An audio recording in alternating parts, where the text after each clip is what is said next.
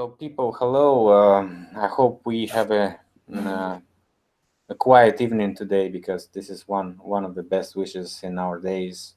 A quiet evening when nothing's happening, almost nothing. At least we don't know. And so we have a two guest chat today.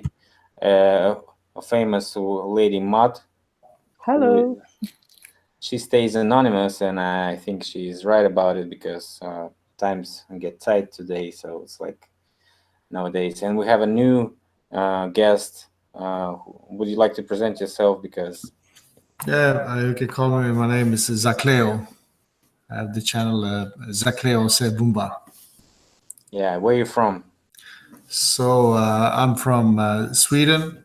I, um, I have, so to say, Serbian roots, but I'm born in Sweden.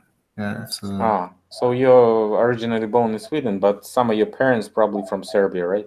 yes, exactly. So Yeah.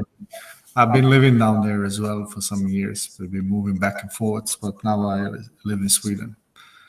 So you found some correlation in the calendar video that I did about the something, or maybe the date that you seen that I've been showing on the video, like 7527, and About the year 7527. yeah.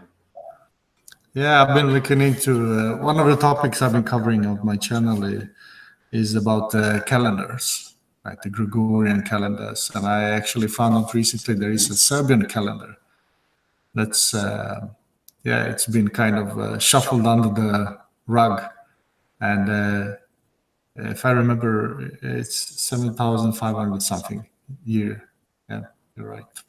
7527. Yeah, I've been checking like a couple of days ago, so it's like 7527. It's like Yeah.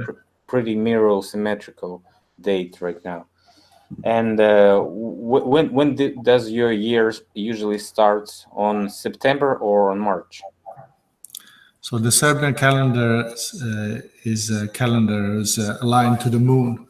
So it starts in the beginning of April. And this is something I've been looking into almost. It seems like New Year's was celebrated in the beginning of April.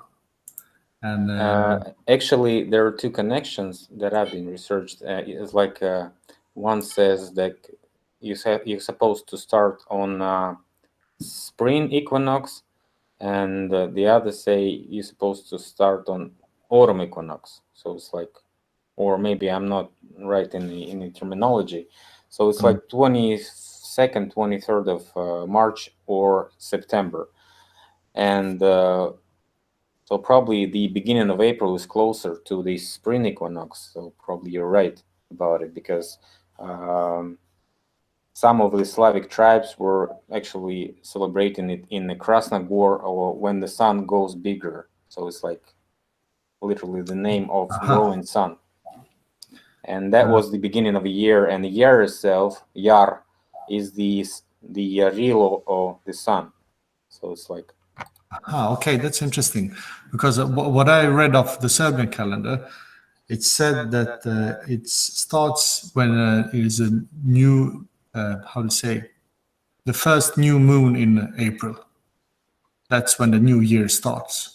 So it was aligned. Always you watched for the moon phases. So they didn't watch after the sun phases, and that's interesting. You know, when you if you research Vatican and sun worship, you see that they follow always the path of the sun, and they have the whole symbol of Baal in the Vatican Square. It's all about the big sun clock. yeah, sun is actually sun is a son of God. Also, the sun Ra is sun because he has a son. Svarog is a Russian or Slavic head god who was creating the pagan world. Good. Okay, so I mean, this is all connected. Of course, the previous era was connected to some pre-Christianic beliefs, and so probably it's all like mixed up right now because we had all those changes going on in the previous like 200, 300 years, and a total race of the meanings, the original meanings of words of symbols, and like we like lost it all and literally been told whatever they told us. So it's like no way we can figure out without researching what was really going on. And what they do is really erase the evidence right in front of our eyes. It's like a Yeah. state program, government program to erase the evidence step by step. And this is like a huge layer of, cultural layer that literally representing all this destruction. When what we see Yeah. right now is just, obvious evidence of that. What do you take on that? I was actually just watching a clip about exactly what you're talking about there. It seems like uh, they're they're hunting after old books where the information is disclosed, and they are very effective. But still, they miss out. Many times, they miss out. And when you find a book, you find a part of sentences. You can find a gem, and that's exactly what's been happening in the history in the Balkans. And the history of the Balkans is kind of key to unlocking many other things. And this is one of the topics I want to Yeah, go Churchill, into. Churchill, or whoever called the Balkans the how do you call it? It's like the connection of the Europe, like a rope when it's tied in some, how do you call it? Um, a tie of a rope, like So it's like if you untie the Balkans, you untie the Europe, and Europe is splitting apart. Like so, that's Yeah, what was it's the meaning. it's like in the crossroads. You have the how to say, the Catholic world, the Western world. You have the Islamic world. Everything goes together, kind of, then in the melting pot in the Balkans. I, But I'd say I'd say it's like an intersection of interest, first of all, because on the north and we have German tribes which are really affected by Austria, and on the south we have Italians, right, Yeah. which are also great, like great Rome and stuff like this. So like we have a bunch of people that been representing Rome. Like Paris was also Rome before the Vatican. So it's like it was a Vatican before the Vatican. So yeah, everybody, not everybody knows about it. So it's like Paris was the center of the Catholic world before the Vatican, and that's why it also could be called some type of Roman, antique city, as the Berlin also and Austria, Wien, and this is like you in the middle of all those interests of these great, great thinking about themselves nations, right? yeah. Mm. And their interests, and of course you were also the ally of Russian Empire, Hmm. who. So it's like very interesting in official theory. Of course, I'm not believing in all this crap. I'm trying to Yeah. connect the dots and Yes. figure out. But I think some of the things I'm gonna show you tonight is I think it's gonna be I think you're gonna like it. I think you're gonna find interesting. I think especially Yeah, people from the Slavic world, but everybody. I think this is they will find it interesting. Vedima, do you have something to say about Oh, cathedrals? oh, about the oh, the Notre Dame. Yeah. Oh, oh, oh, I have plenty. Yeah, let's just finish the topic with cathedrals and then go to Yeah. whatever Zakleo wanted to Oh, show us. cathedrals. Today I've been looking a bit into, that I'm not sure if you made a video before on that, but you probably have. But that there's an echo. Anyway, how do you say? The pipes. There are some pipes that resonate so tones that we can't hear and that are harmful for us. Yeah, frequencies that we cannot Frequencies, hear. yes. Yeah. And especially the low ones can be very harmful for Yes, us. yes. And something I've been thinking of doing a short video on, I would probably make it anyway, even though I talk about it today. And that is, since I can't remember, as long as I can remember, I guess, when I've visited churches and there has been organs there, I've often seen speakers that are turned on even nobody's playing. So they are still using them in these old churches. So if you go into an empty church and you want to meditate or sit and think, you still get those bad tunes, probably. So what do you think about that? That they know about it? Why? Because you can hear the humming from the speakers. I'm not like walking around the churches. It's like, so this is probably my problem.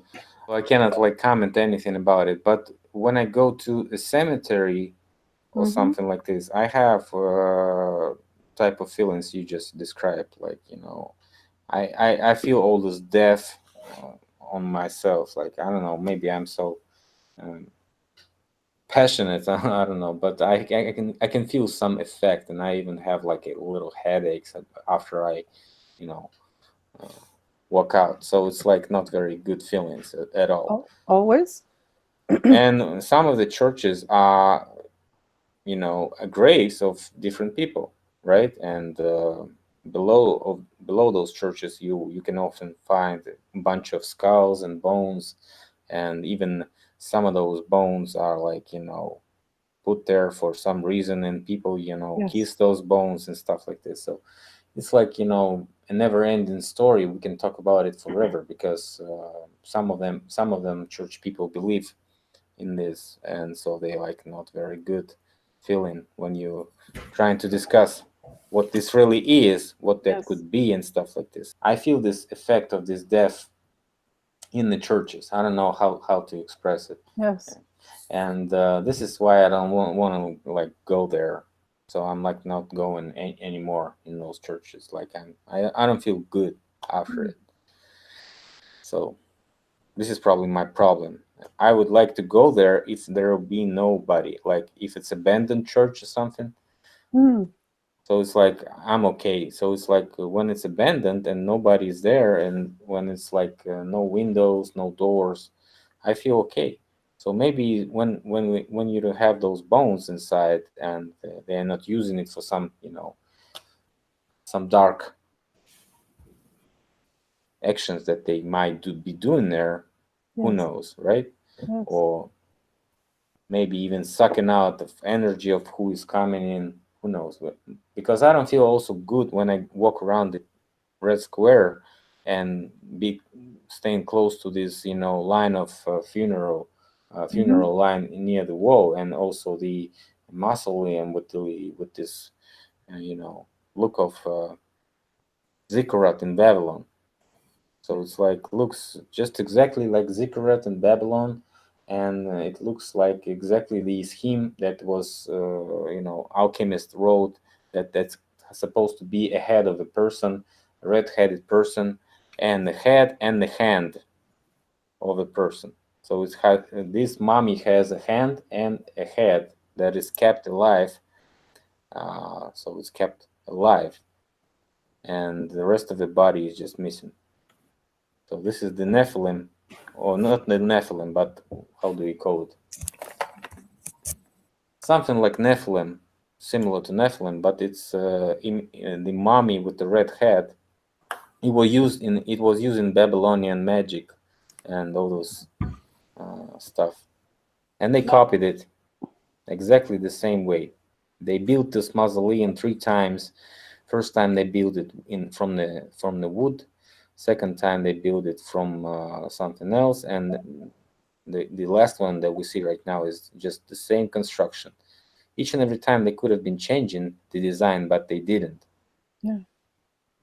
So that was done on purpose, probably. I don't know, because Paris has all those catacombs for 6 million people, right? Yeah, I wrote a comment earlier, I think this morning, under the Notre Dame, the Bomberos video you did about oh,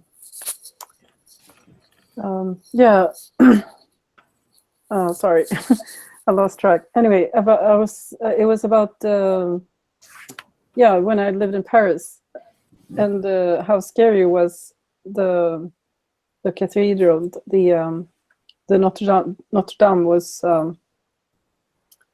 playing around with a friend once when I lived there, and And so I just out of some crazy idea I got, I put my hand in one of these beasts, and also because some of them were low enough, and I could raise, and also they were constructing, and some had fallen down, so some were also close to the ground, and one was a bit within reach. So I remember. So I've casted them out by now, but that was really creepy. Anyway, so I remember, I think I only went there once inside. I never want to go back there ever. It's such a scary church.